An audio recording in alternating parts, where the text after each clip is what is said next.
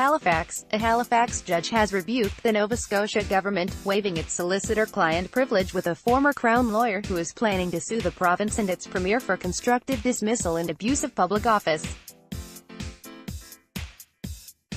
Alex Cameron was removed as government counsel in an Aboriginal rights case in December 2016 after suggesting in a legal brief the MIKMAQ were a conquered people who were owed no duty of consultation.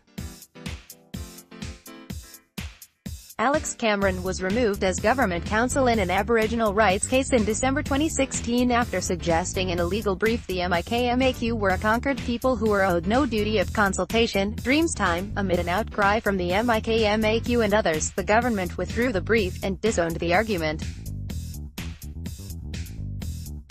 Premier Stephen McNeil told reporters at the time that brief went way beyond where it needed to go, and said he wanted an explanation from the Justice Department.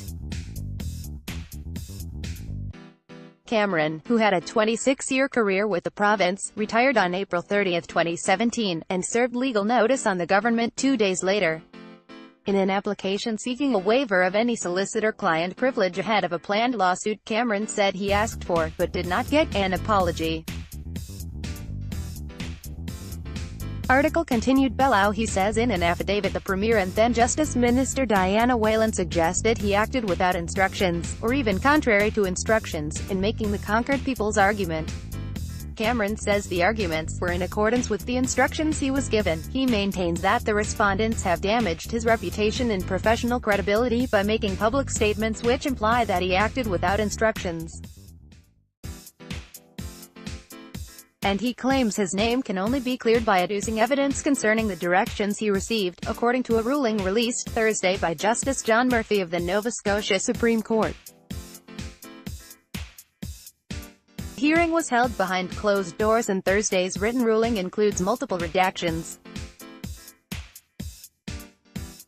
The judge ruled that government officials' statements nullified confidentiality and ended the privilege which otherwise applied, said Murphy. The respondents cannot elect to publicly suggest that Mr.